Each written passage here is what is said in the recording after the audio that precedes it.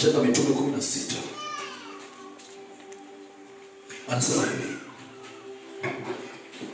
ikawa tulipokuwa tukienda mahali pale pa kusali. Walikuwa wanaenda mahali pa kusali, kwa ni mahali pa kufanya ibada. Watumishi wa Mungu wanakwenda mahali pa kufanya ibada.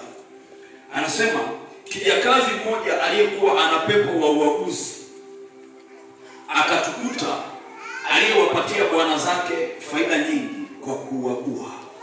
Wao walikuwa wanakwenda mahali pa kusali na wakawa wamefika mahali pa kufanyia ibada. Kumbe pale wanapofanyia ibada kuna kijakazi mmoja anakujaga, na huyu kijakazi amejaa mapepo na anakuja pale kwa lengo moja, kwa ajili ya kuwapatia wanaomtuma faida. Kwa hiyo ameingia mahali pa kusali akiwa ametumwa na bwana zake ambao huwa anawapatia faida. Alipoingia yule kijakazi, Biblia inasema hivi: akamfuata Paulo na sisi akiwa anapiga kelele akisema hivi, watu hawa ni watumishi wa Mungu aliye juu, wenye kuwahubiria njia ya wokovu. Anasema hivi, akawa anafanya hayo siku nyingi. Siku nyingi manake nini? Yeye alikuwa akiona watumishi wa Mungu wamefika pale mahali pa kusali, kwa sababu na yeye huaga anaenda mahali pa kusali, na anaenda akiwa amejaa mapepo kwa lengo la kuwapatia bwana zake faida, kwa sababu walikuwa ana roho au pepo la uaguzi. Manake alikuwa ana tabia ya kutambua. Uaguzi ni roho ya kutambua, ramli wengine wanaita. Tunapenda sawa sawa. Kwa alikuwa anatambua ya kwamba wewe una shida sana na ndoa, wewe una shida sana na elimu, wewe una shida sana na watoto, wewe una shida sana na kazi, wewe una shida sana na ndoa, wewe una shida sana na uchumi, wewe unaombea sana huduma. Alikuwa anatambua, na kwa sababu hiyo alikuwa anakwenda kusimisha zile roho. Alipoona kina Paulo na kina Barnaba wamefika kwenye lile kanisa, yeye akawawahi kwanza wale watumishi. Akasema hawa ni watumishi wa Mungu, akionyesha yuko pamoja nao, yani anawasifia. Hawa ni watumishi wa Mungu, wanawafundisha watu habari njema za wokovu. Kumbe lengo lake lilikuwa ni kuwanyamazisha akina Paulo. Unasema umejuaje? Angalia kilichofuata. Akiwa amewasifia akina Paulo, Biblia inasema hivi. Mstari wa 18.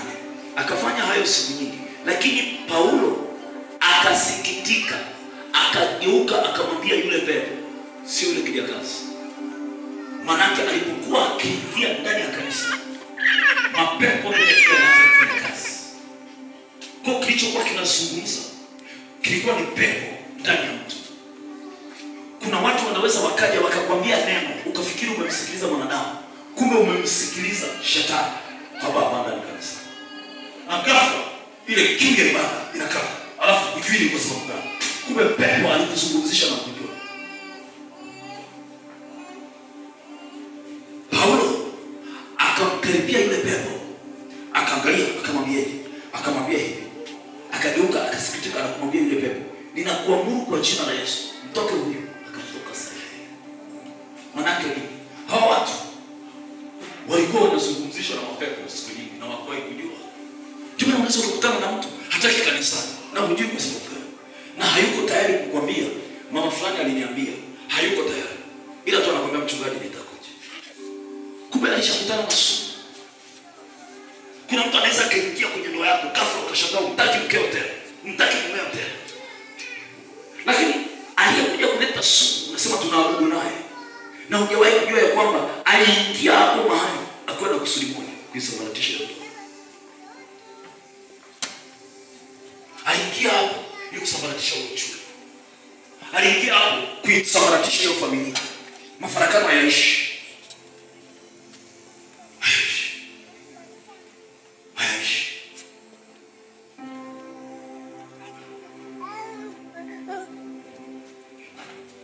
Wiki iliyopita yule dada akaulizwa, ana watoto 3. Akamwona wanao, akasema hawa watoto nimekupa zawadi. Mama aliyezaa watoto anambia mwanaume, nimekupa zawadi, peleka unapojua. Ana watoto wake wadogo wa miaka 9. Wa kwanza yuko form 6. Hawa mapacha wengine wawili wako darasa la 4.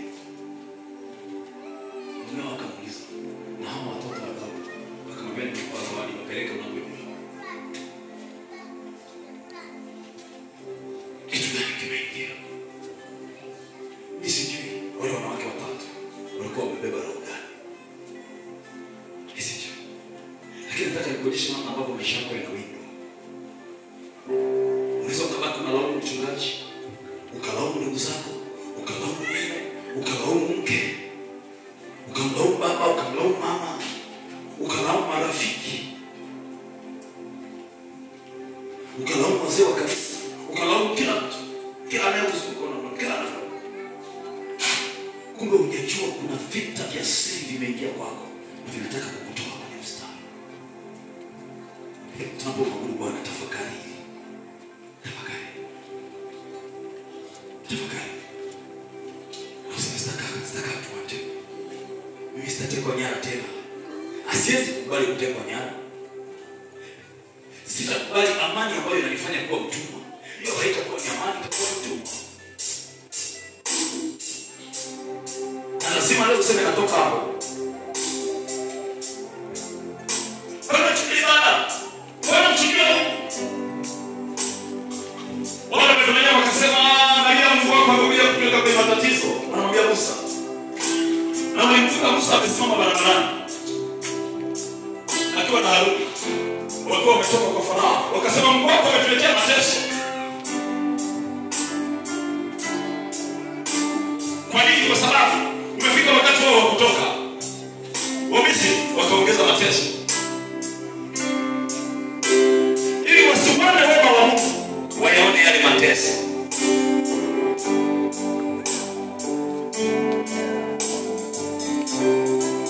Ndio mikono yako ni tunapokuwa kwa. Lakini yoyote wetu tunamwambia Mungu, hatukubali kuwa na amani inayotufanya kuwa watumwa. Tunataka ile amani ya Yesu Kristo ipitayo fahamu zetu. Hiyo itawale maisha yetu. Tunatamani kuiona badiliko la kweli. Hatutakaa utumwani tena. Inawezekana tulishikiliwa mahali tuliposhikiliwa kwa miaka mingi. Na tunaiona amani pale tunapojiachilia kwa wale kufanya kuwa watumwa. Tunapoonyesha kuwa kinyume chao, vita inainuka kwenye maisha yetu. Usitafute kuwa na amani nje ya Kristo. Utalia na kusaga meno.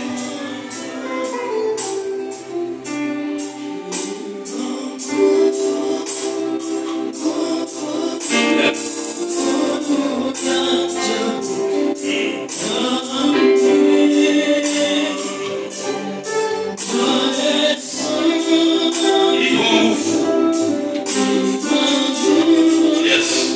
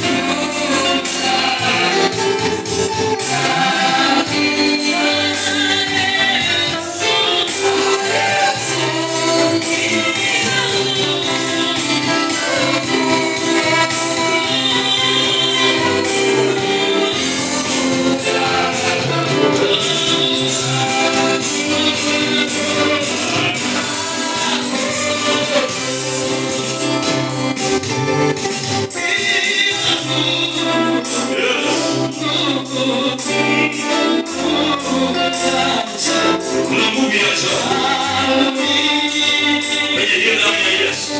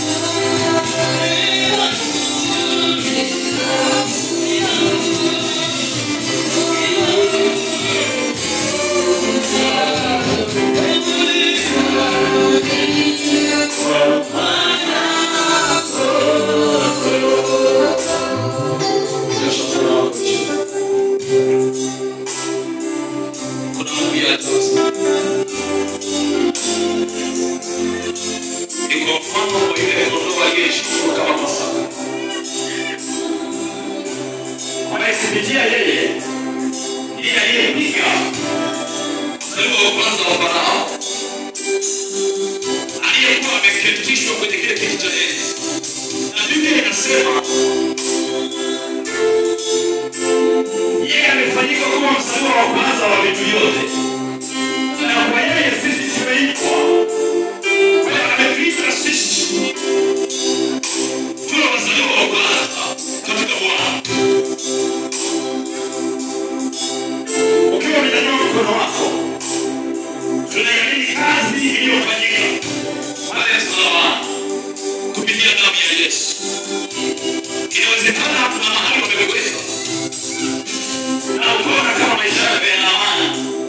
Kumbe yana amani kwa sababu baadhi yako mikononi mwako wana uwezo wa kuyashikilia, wana uwezo wa kuyadhibiti, wana uwezo wa kufanya lolote, lakini wakijua ya kwamba Bwana anakutoa hapo, hiyo vita inainuka. Na leo tunataka kutangaza ya kwamba tunatoka mahali ulipojishikilia, na chochote kilichoshikilia kwenye madhabahu yao,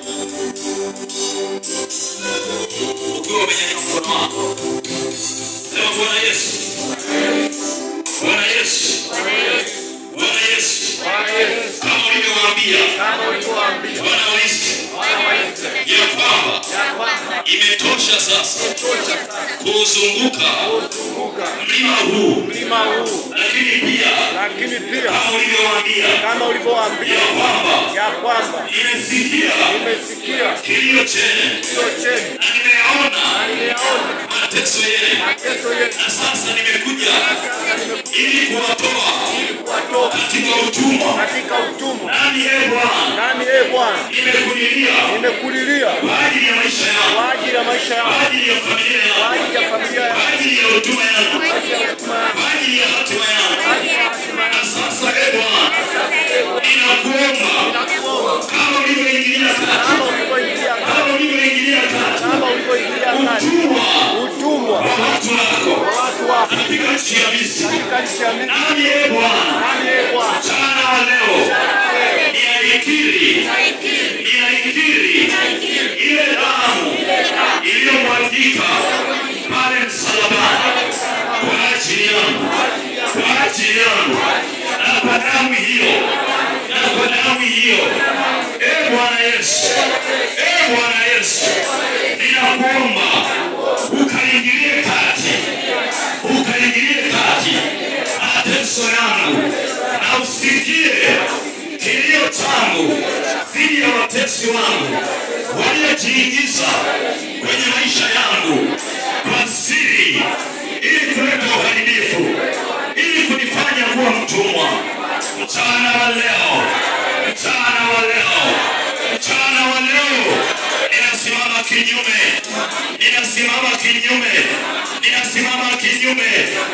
ninasimama kinyume cha matamko yao, cha maagano yao, kwa jina la Yesu, kila vifungo, kila viapo, ninavipasua kwa jina la Yesu, kwa jina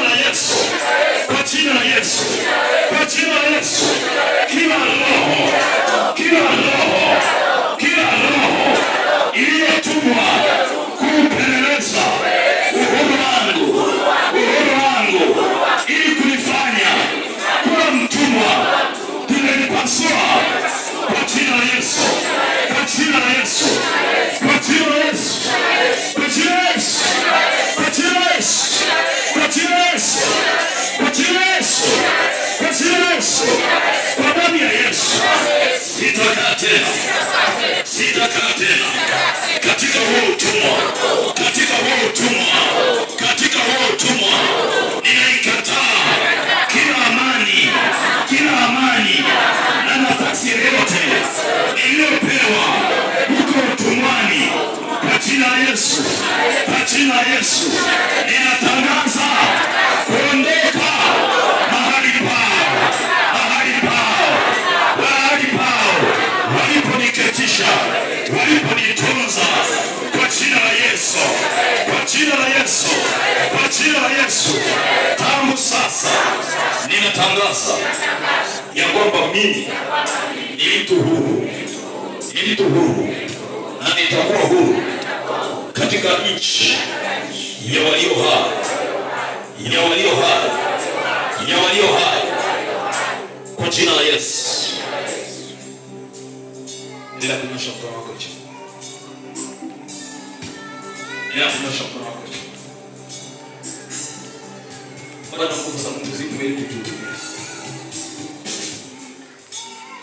Baba, ninakushukuru. Asante kwa ajili ya uaminifu wako. Ni wewe peke yako ndiwe Mungu wa miungu.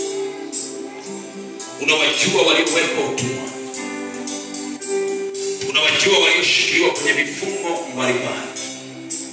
Ibada hii ni ibada maalum kabisa ya kuwatoa wote walio chini ya kongwa la utumwa wa adui. Hawatakuwa watumwa tena. Yes. Yes. Yes. Na katika ibada hii tunatangaza kila anayeingia kwa siri katika maisha yao, katika familia zao, katika ndoa zao, katika huduma zao, Bwana, ili kupeleleza uhuru wao, ili kupeleleza uhuru wao, ili kupeleleza uhuru wao.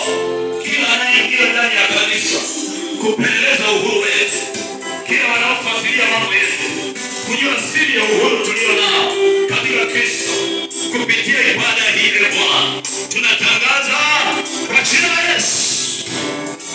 Kwa jina la Yesu, vifungo vyote vilivyoshikilia maisha yao na viapo vyote vilivyofanyika kuwafanya watumwa vikakatike kwa jina la Yesu. Kwa jina la Yesu. Kwa jina la Yesu. Kwa jina la Yesu. Kwa jina la Yesu. Tunatangaza. Tunatangaza. Tunatangaza. Tunatangaza kila vita inayoinuka ikanyamazishwe, na kama ulivyo hapa kwa neno lako katika Kutoka 6 ukitangazia Farao ya kwamba kwa hakika utawatoa watu wako kwa mkono wenye nguvu. Bwana, ukawatoe walio wako kutoka kwenye vifungo, kutoka kwenye madhabahu za utumwa. Kwa jina la Yesu. Kwa jina la Yesu. Kwa jina la Yesu. Kwa jina la Yesu. Yes. Yes. Yes. Yes. Yes. Yes. Kila madhabahu zilizokamata maisha yao, kila madhabahu zilizokamata maisha yao, zilizokamata familia yao, zilizokamata uchumi wao, zilizokamata uchumi wao, tunaachilia moto, moto kwenye mikono, moto kwenye mikono, waliopotea fedha mikononi wao, wakawafanya kuwa watumwa. Tunaachilia moto ukawapite kwenye hiyo mikono, kwenye hiyo mikono, ukawapite, ukawapite waliochukua nyayo zao, waliochukua nyayo zao, waliochukua nyayo zao, wakawafunga. Tunatangaza moto kwenye hiyo miguu, moto kwenye hiyo miguu, moto kwenye hiyo miguu. Yes.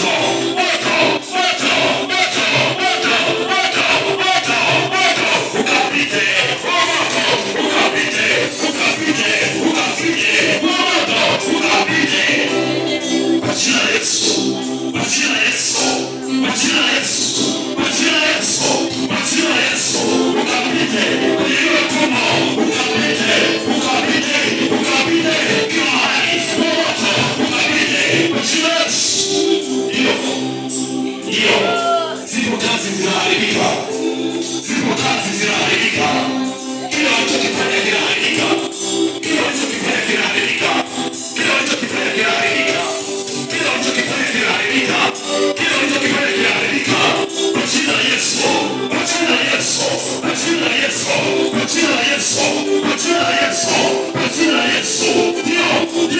Ndio. Chochote walichokamata kwenye maisha yetu, walichokamata kwenye maisha yao. Yes.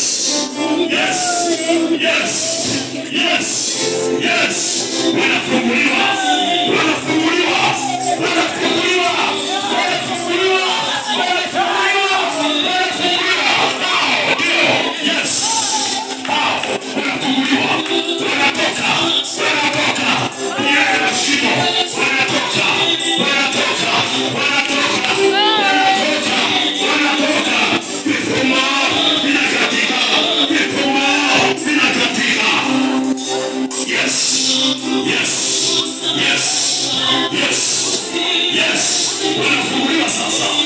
Wanafunguliwa sasa. Hakuna kitakachosalia kwenye huo moto. Unapita kila mahali. Kwenye viti ya Yesu. Unapita huo moto. Unapita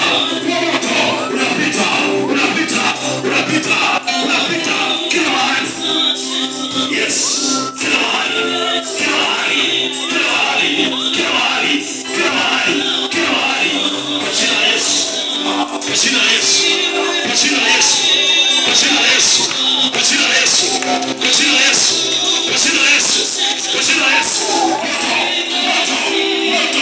Hamtashikilia. Kwa jina la Yesu. Hamtashikilia maisha yake. Yes, achia.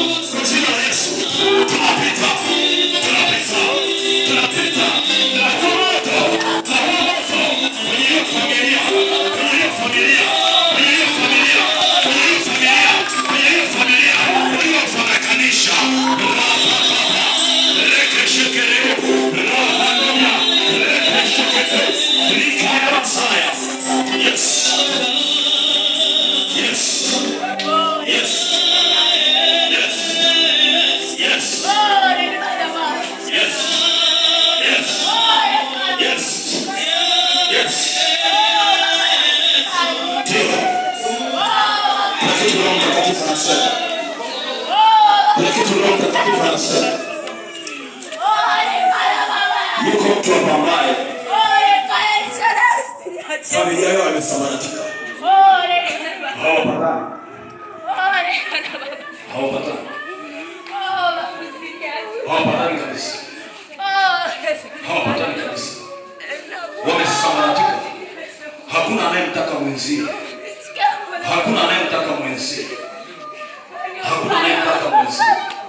Lakini kuna sumu imeingia hapa.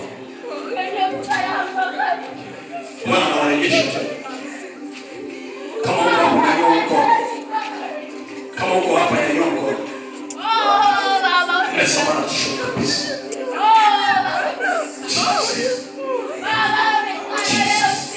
Umesambaratisha.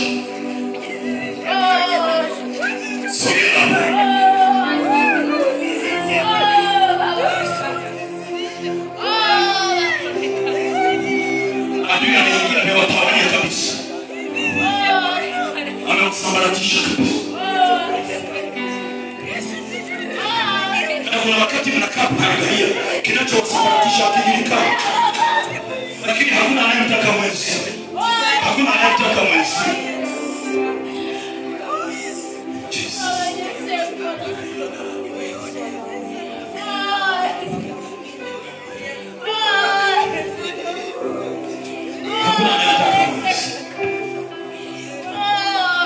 Bwana anawakusanya tena. Bwana anawakusanya tena. Bwana anawakusanya tena. Bwana anawakusanya tena. Bwana anawakusanya tena. Bwana anawakusanya tena. Kilichowatawanyisha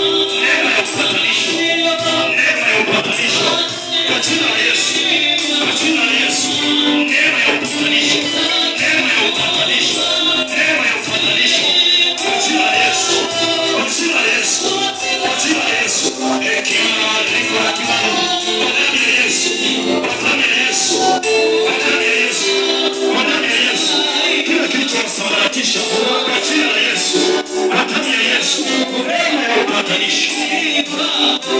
Neema ya upatanisho. Neema ya upatanisho. Ikazaliwa upya. Kwa jina la Yesu. Kila kitu watawanya. Kinasambaratika. Tunakusanya upya. Kwa jina la Yesu.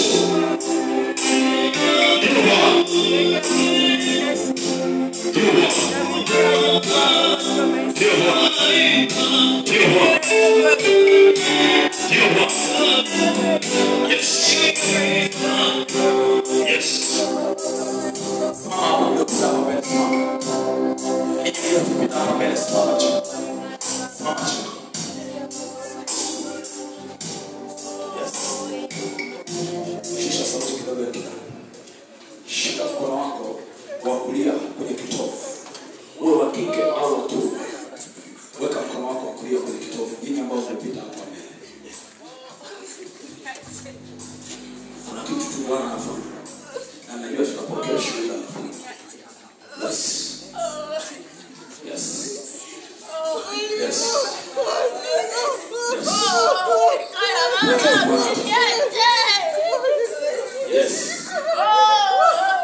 Eka tu mkono wako kwenye kitovu. Shika hicho kitovu.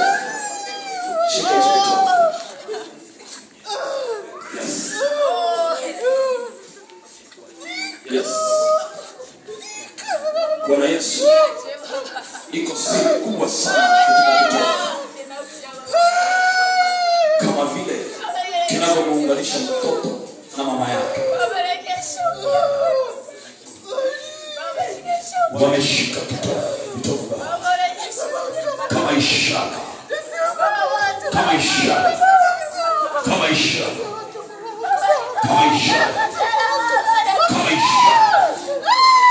ya kuunganisha, kama ishara ya umoja wao usiotenganika, kama vile mtoto anavyoweza kushirikiana na mama katika tumbo kwa namna ya ajabu. Ninatamka kwa jina la Yesu, kila kilichowatenga ninakisambaratisha. Wakaunganishwe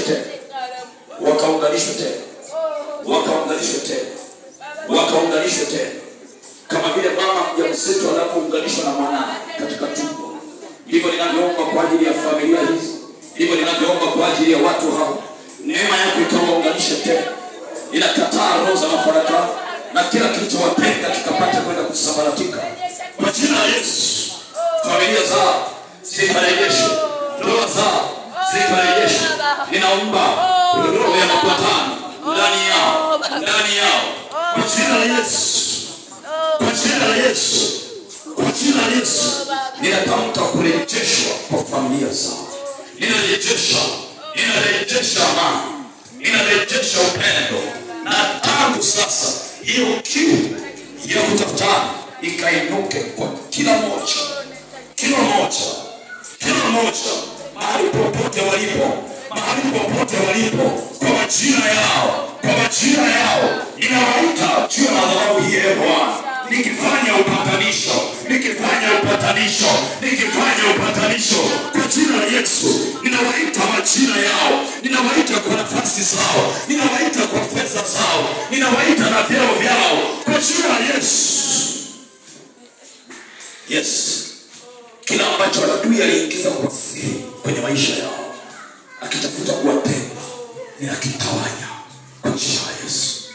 Pendo lako likainuke ndani yao katika jina la Yesu. Shangilia Bwana kwa makofi. Ongeza makofi kwa Yesu. Ongeza makofi kwa Yesu. Mungu awabariki.